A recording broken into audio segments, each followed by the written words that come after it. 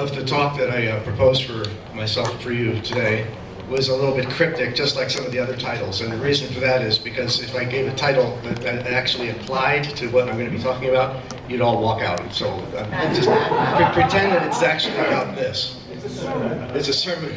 7 minutes or less? Okay. Continued fractions. I'm sure all of you have heard of continued fractions. They're basically nested reciprocals. For instance, here's a very simple continued fraction. 1 over 1 plus 1 over 2 plus 1 over 3 plus 1 over 4. What is that equal to? Well, it'd be very easy to work from the inside out.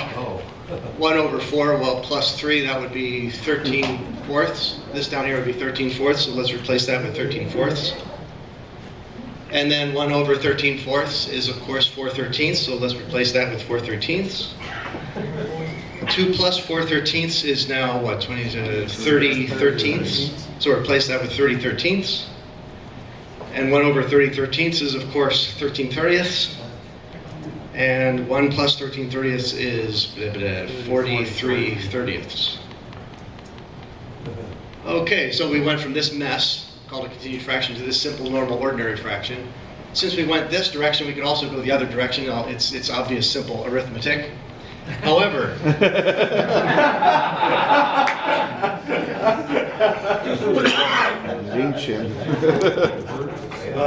one of the nice things about continued fractions is they are clean. If you were to write out 43 thirtieths as a decimal, it would be, whoa, thank you.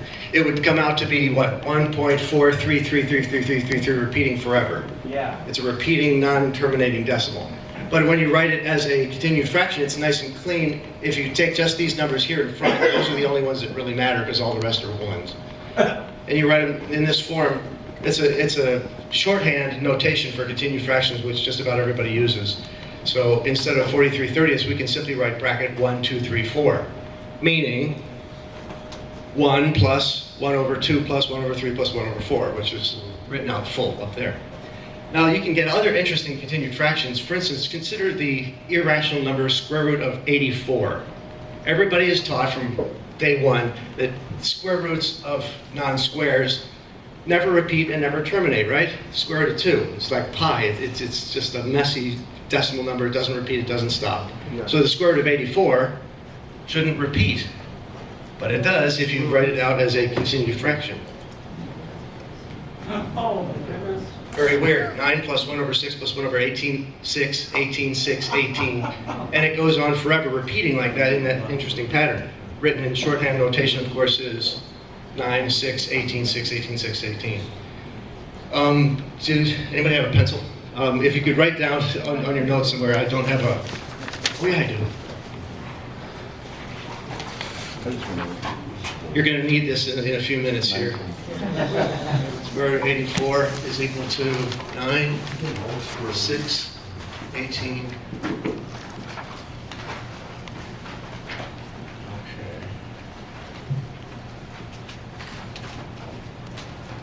I'm going to use that in a few minutes here. A few other interesting continued fractions. The very simplest one of all is the golden ratio, square root of 5 plus 1 over 2, also known as phi, or the golden ratio. It's, interestingly enough, 1 plus 1 over 1 plus 1 over 1 plus 1 over 1 plus 1 over, etc. for forever. If you take this and put this number into a fraction machine, like for instance, there's this new nifty calculator from HP, which has a fraction button right smack in the middle. If you put this number into any calculator that has a fraction button and push it, it will do the most work of any other number. You put in square root of 84, easy pie to turn that into a fraction, but this, you give it the heebie-jeebies to work it all out. Another interesting one, e, the base of e to the x. Check it out. Everybody always is taught that it's just one of those messy, irrational, non-repeating, non-terminating numbers like pi. It in fact has a pattern. 2, 1, 2, 1, 1, 4, 1, 1, 6, 1, 1, 8, 1, 1, 10, 1, 1, and so on, repeating forever. Well, it doesn't repeat. It's a pattern that continues forever. A waltz. I would not have thought of that. Thank you, Brian. Repeats every 3 Sort of repeats. Now here's one that I never saw it referred to anywhere. I was just trying out various things to see what patterns I would get. Tangent of 1 radian is 1, 1, 1, 3, 1, 5, 1, 7, 1, 9, 1, 11. And you could expand this, to turn it into a regular fraction, 1 plus 1 over 1 plus 1 over 1 plus 1 over 3 plus 1 over 1 plus 1 over 5. You go out as far as you want and then stop. Not all numbers, unfortunately, have a nice pattern. Good old pi does not. Pi is 3 plus 1 over 7, stop. 3 plus 1 over 7, that should sound familiar to anybody who's ever worked with pi. 22 sevenths. Yeah, that's why they often teach us that nice approximation, because it's the simplest possible approximation for, well, I guess the simplest approximation for pi would be 3. But if you go to take the first two, you get 3 and 1/7, also 22 sevenths. And we'll see how to take a list of these and turn it into a fraction. And this is, in fact, what all calculators do, all computer software does, when it takes a decimal number and converts it into a fraction, or a fraction close to. It's, in fact, doing this. It turns it into a continued fraction, and then works from the beginning and cranks out successively more accurate fractions. Except for the 32 and the 32s2? Yeah, because it just tries fractional. Yeah, the 32 doesn't. The 32s2 it does, but it does the whole, well. No, it doesn't do it that way. It just increments. That's why you have to provide the maximum number for the bottom of the fraction. It uses a continued fraction algorithm. No, it doesn't. Verify all rules. Is it using the same as the arrow Q function in the 48? No. Oh, okay, then I'm wrong, because the 48 arrow Q function. I told you were wrong. But usually when I'm in the pulpit, I don't take that kind of stuff.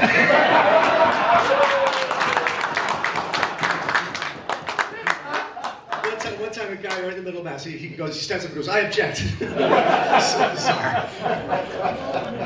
But let's take the first few of these. 3, 7, 15, 1, 2, 92. Just take those, ignore the rest. Okay, can you focus in on just those 5 numbers? Okay, here we go.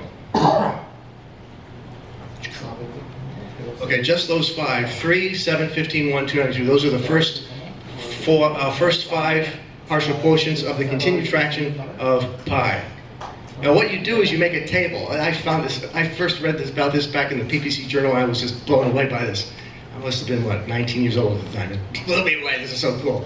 You take any number, turn it into a continued fraction like that, write the numbers up at the top of the table. Up in front, write 0, 1, 1, 0. Those are always there. What these stand for is 0 over 1, namely 0, and 1 over 0, namely infinity. What we're going to do is start from 0 and infinity and then bounce back and forth, zeroing in on a fraction which is close to what we're looking at, namely, in this case, pi. So you take 3 from up here. 3 times 1 plus 0 is 3.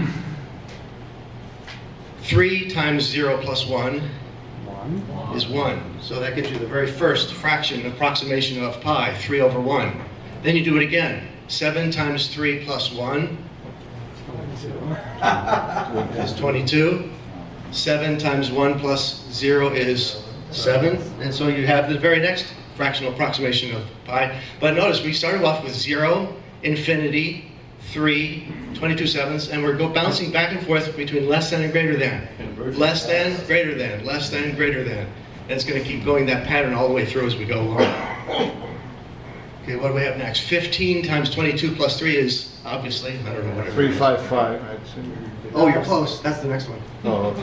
That's going to be this one. Oh, that's the. Yeah. Okay. You're way ahead of me. Okay, 15 times 7 plus 1 is 106, so that's the next closer approximation.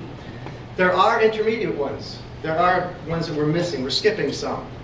Between this and this, there are some fractions which are close to pi and are better than this and not as good as that, but this algorithm doesn't hit the continued fraction algorithm doesn't hit all of the possible approximations. Why? That was all discussed back at HHC 2003. It's called the PD-Crew algorithm. And PD-Crew finds all of them. This just finds the basic, obvious ones. Okay, continuing on, 1 times 333 plus 32. 355. 1 times 106 plus 7 gives you, 113. there we go, the famous this 355 1/13.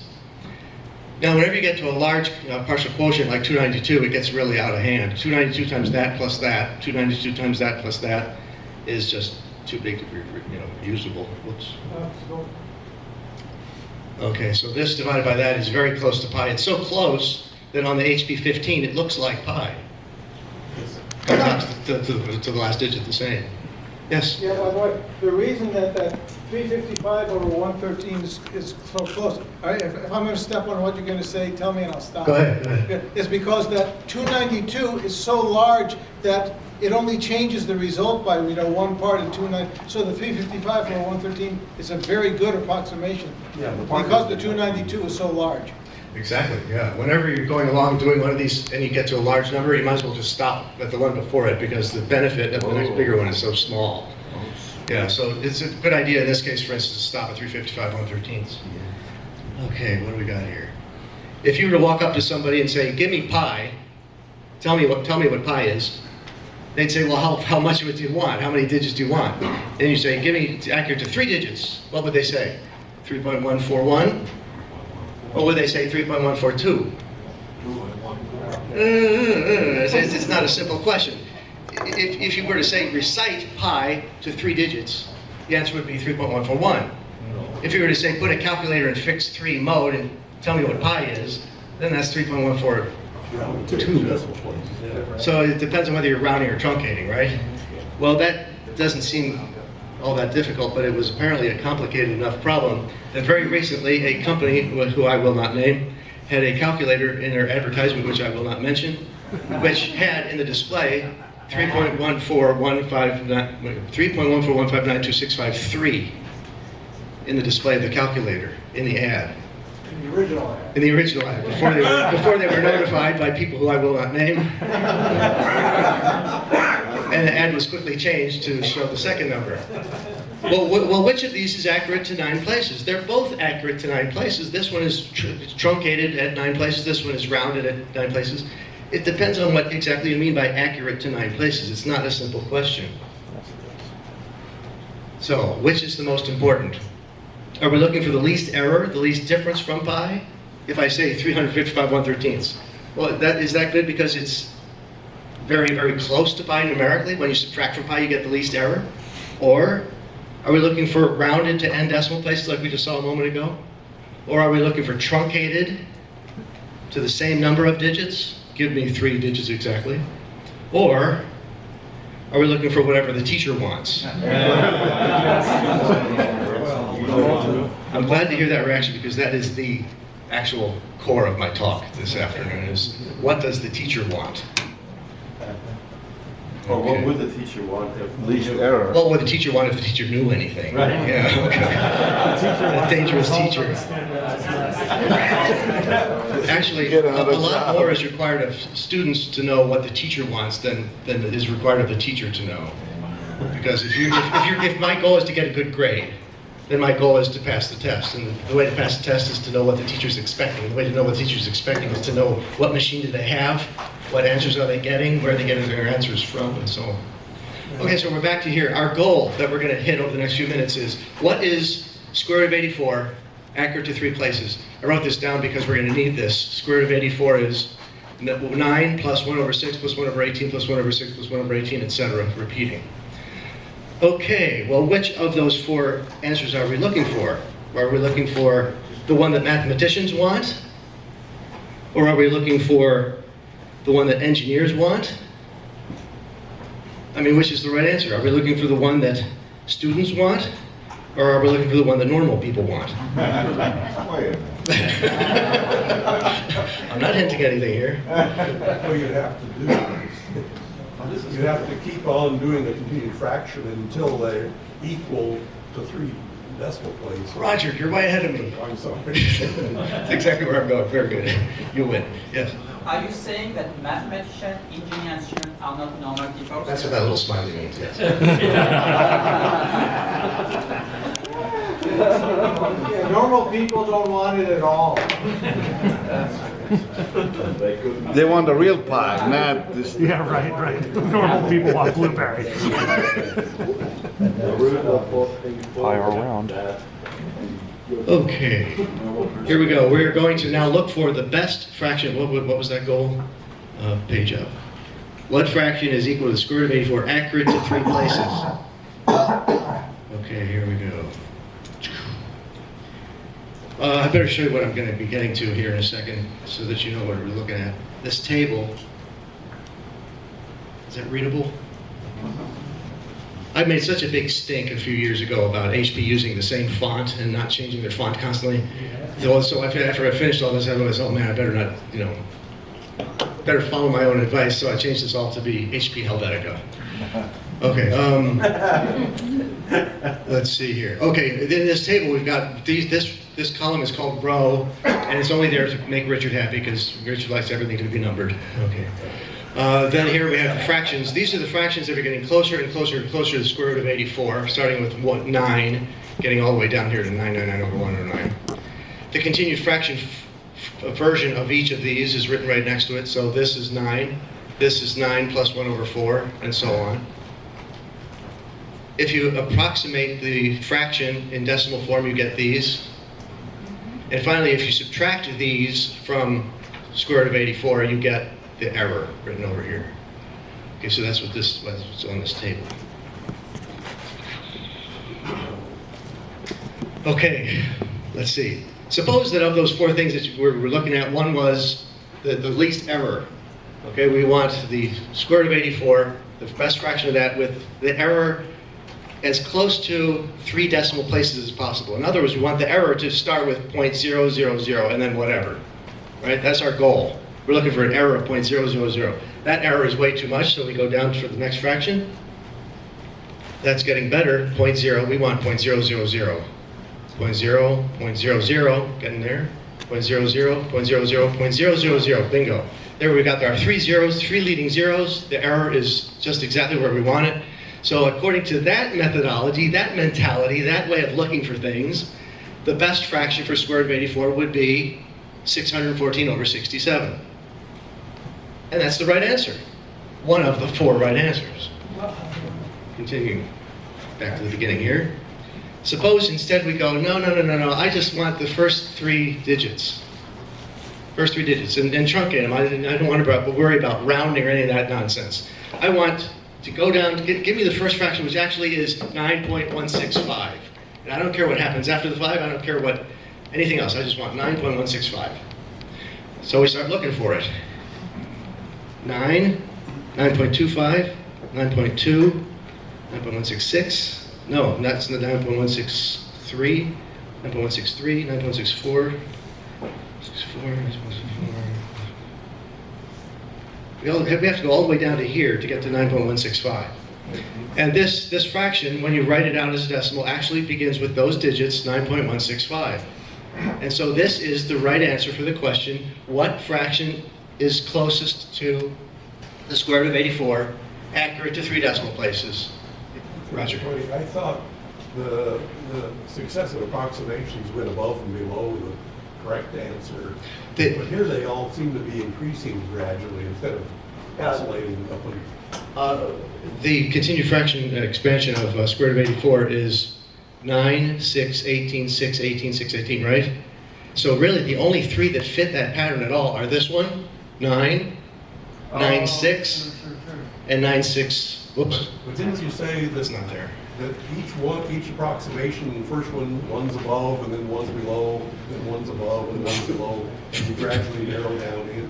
For the whole subset of the continued fraction, yes. For these intermediate ones that I have in here, that's not true. Like you started with 0, and then you had infinity. Right. And then you had one that's too low, and then you had one that's too high. Well, for instance, like that, the first one here is 9, that's too low. The next one is 55.6, that's too high.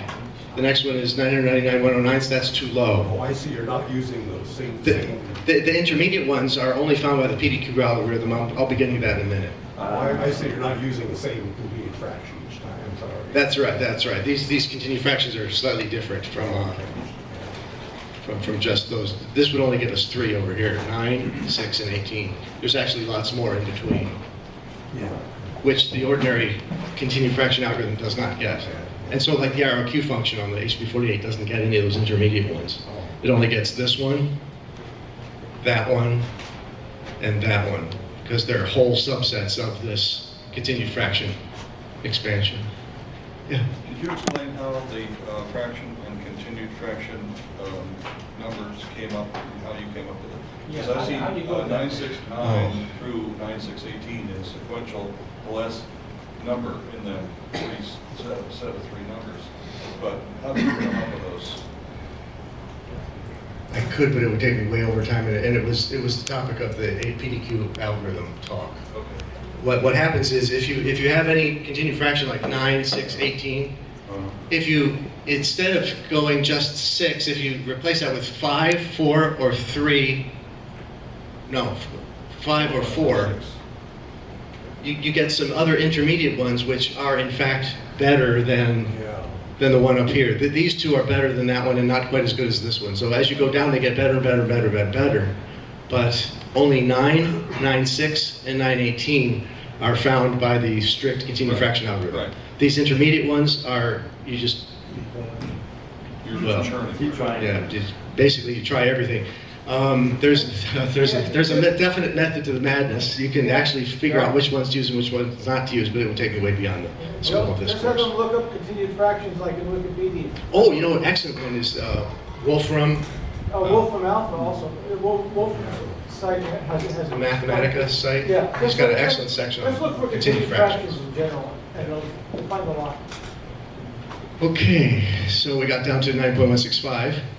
Now let's try it for rounding, because some people would say, no, it's not 9.165.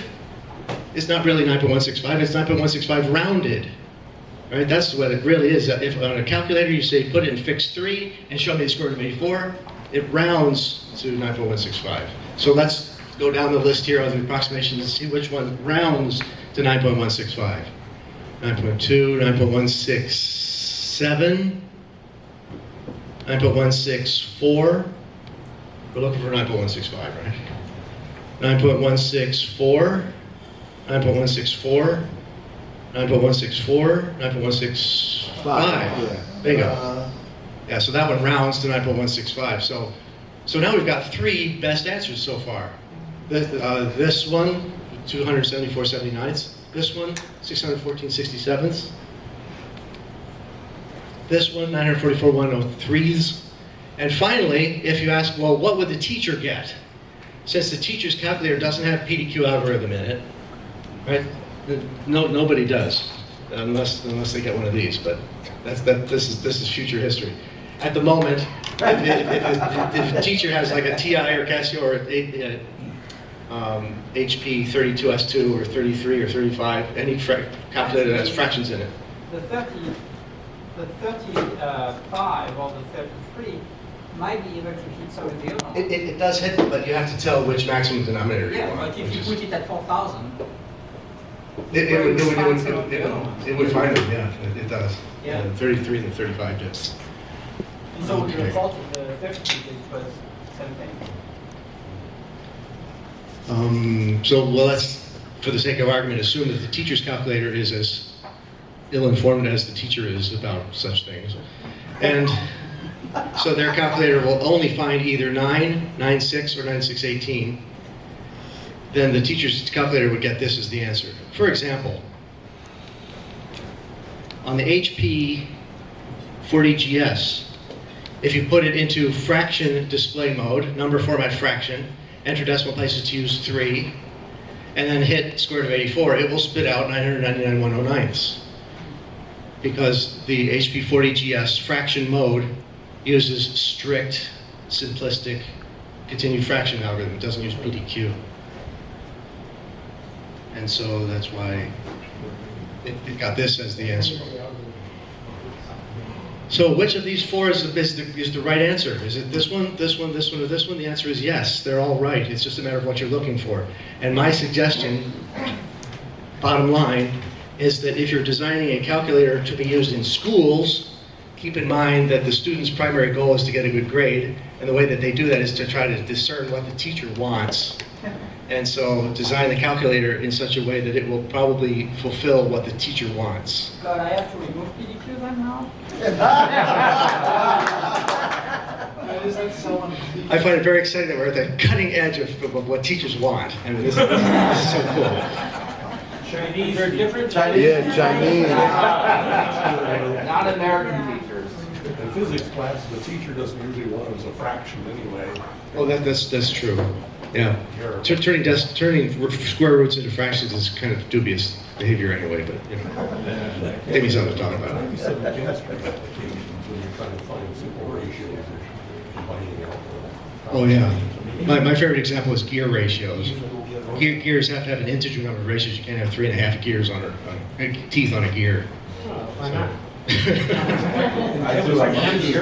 one time. Anyhow, yes, Jeremy. So in your depiction with double square brackets and the numbers inside, do you ever get an interesting number in there as a result? Like, pi or anything? Oh, the continued fraction partial quotients are always integers. Yes, I mean, could we get back 3, 1, 4, 1, 5, 9, and so on? Oh, yeah. I mean, as those partial numbers. I'm not sure I heard that question.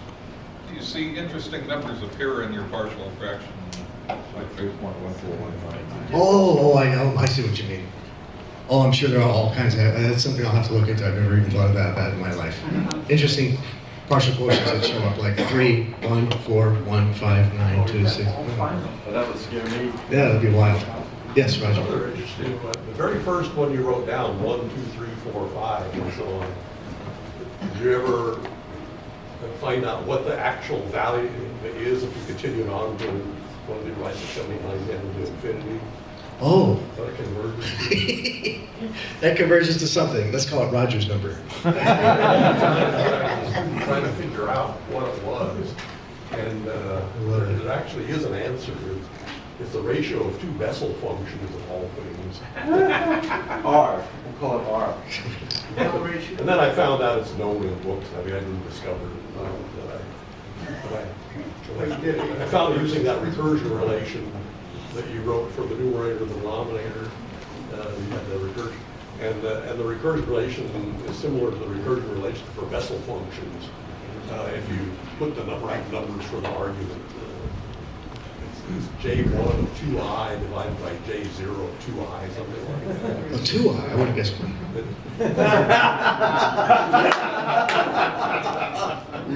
Anyway, I thought it would be a funny answer to a very simple continued fraction. It's funny when it comes out such a weird answer. All kinds of interesting things lurking in those backwaters. Okay, any other questions? Jeremy. Yes, so if you treat the first 4 of those numbers in the square brackets as an IP address, which companies have got into the